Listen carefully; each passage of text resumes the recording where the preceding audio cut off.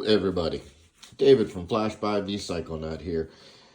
The testing continues on the 24 MT09 platform. Next up for testing and flash development is the Mivv full system. So I got it unpacked, taking a look at it, initial impressions. System weighed in at 8 pounds, really light, but not surprising because there's not much to it. It came with the DB killer installed, and as you can see, that's got a threaded hole in it, and that's what that, let me see, get it clear. Whoa, that's what that nut screws into, or screws into. So when you remove the DB killer, they give you one of those captive nuts to put inside here so that you can so that you can reapply the screen and put that back in place. So yeah, I already nicked my black canister there. I am sure this system will be obnoxiously loud. Not only is the canister short, it is small. Usually this type of DB killer is very inefficient, but I'll test it with it both in and out. The tubing is labeled with these awesome stickers that I haven't tried to pull one off yet. I guess I could now, see how they come off. Always fun to pull stickers off of metal, but we'll want to pull them off before we start. Looks like it's not too bad. It did come with instructions, parts diagrams. It does have the spot where it looks like where the tubing gets larger past the collector, where you would normally put a catalytic converter. But I didn't order a kit with a catalytic converter. To be honest, I'm not even sure if they have a catalytic converter available for the system. The tubing looks like nothing special, but nothing bad. Joints are okay. Again, nothing crazy, but not too bad. So I'll get it installed. It came with a bracket, mounts on the bracket that stays on the bike. So it should be a pretty easy install. And like always, right, we mount these systems, get it all on loosely, and then tighten from the back of the bike forward. This is another short headered system. Not like one of the longer primary tube header systems that I've tested a bunch of. So let's get it bolted on, get you some testing data, and get this bad boy all mapped out. I'm putting the header on, and two things just kind of weird to me. One, I can't believe they make us put our own rubbers on the springs. So make the square to WD really helps. And this is the strangest design I've ever seen. So this goes like that against the head, and then the collar goes like that to hold it on. I would put the rubber on the spring, figure out which one of these 4 holes works best with the pipe that you're putting on, put the spring on there before you mount this on, leave it nice and loose so that the inner will slide around, and then coat that with some WD-40 and then slide the header on. So we're going to mount the 3 flanges with the headers. I started at the middle, and now I'm working on the 2 outer ones just for ease of access. And the first one took me a couple minutes to figure out, even with the picture. I mean, it's what it shows, but really bizarre. First time I've ever seen something like that. So not sure if that's a normal thing for Mivv or not. I'm guessing it is, but first Mivv exhaust I've installed, so a little bizarre. The Mivv exhaust is on. It looks quite clean. Like how it fits, like how it's under the bike. I like how the header line matches the bike angle of the bike there. My bike's filthy, but the exhaust looks clean. So nothing else really to really point out. I'll give you a couple little things. So like I was talking about before, the weird kind of collars and how they bolt up to the header. I wish that this bracket was black. It really makes it stand out that it's not black. And make sure when you're putting it on, there's a spacer that goes behind this bolt. Make sure you do that, or you won't end up with enough clearance between your swing arm and the muffler. And as always, bolt everything up loose and tighten from the back of the bike forward. If you do that, pay attention to those couple little things, it went on pretty straightforward. So it is obnoxiously loud. I'll get some sound clips for you on the dyno like always, and some road rides, and get this thing mapped out and see what kind of numbers she makes and how I like it.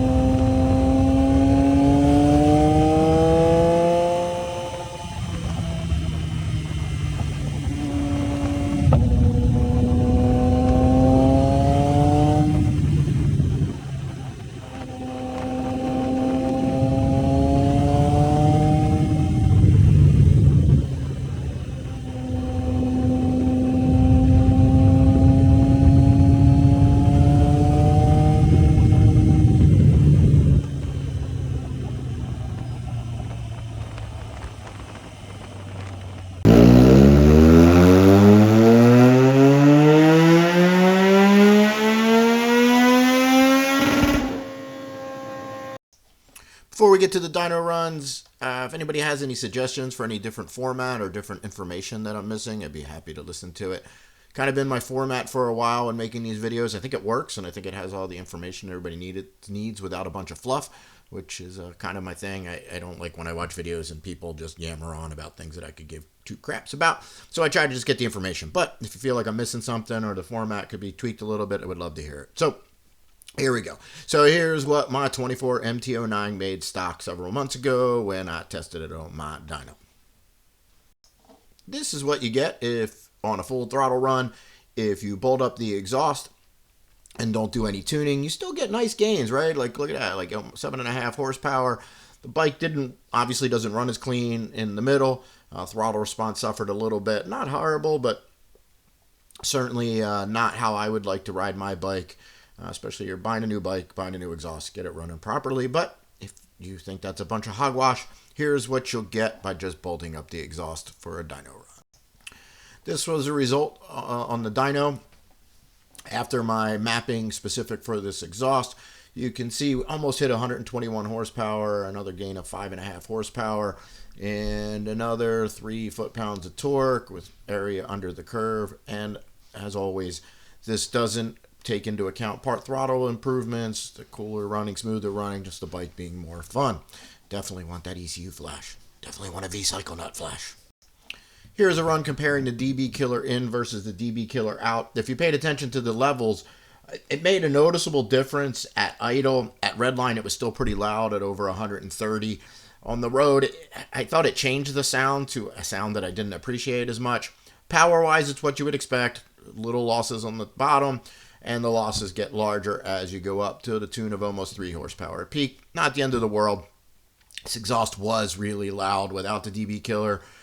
Not my cup of tea, but I know some of y'all like really loud exhaust, and this performs well. So if you're into the loud exhaust, definitely a decent option for you. And the power is not horrible if you wanted to take the DB killer in and out. And with the design of it, it was one of the easier DB killers to remove and put back in. It wasn't anything crazy. You couldn't drop the bolt down the canister if it fell off your Allen key. So that part, it was nice. And like I said, around town, easy riding. It did definitely lessen the decibel reading. It just at full throttle, it still was pretty loud. So I guess what you would really want from a DB killer. This run compares a stock airbox to the DNA Stage 2 lid. As with most of them, you lose around a peak horsepower. Oddly enough, it doesn't on this one exhaust. It doesn't lose it at the very top, but from 8 to the 10 grand, you're losing about a horsepower, but you're gaining more than that back from 5 to about 8, almost 8. You can see where I have the cursor. You gained a full 3 foot-pounds of torque and 3 horsepower right there in the middle where you ride the most. So as I keep saying, if it's a street bike and you want just the best mid-range, the DNA Stage 2 lid is a decent setup. So when we look at the stock bike to where we are now with the Mivv Exhaust bolted up, the DNA Stage 2 lid with my flash custom setup for that setup, no comparison, right? We got a whole 10 foot-pounds of torque, 12 horsepower right there in the middle at 6,500 RPMs. Peak-wise, I would peak at 8 foot-pounds of torque or pound-feet of torque and 12 horsepower. Better throttle response, smoother running, just way more fun. So get that. If you get this exhaust, make sure you get the flash to get the most out of it. Thanks, guys, for watching. Remember, hit that subscribe and like button for more motorcycle-related content. Keep that rubber side down and take care.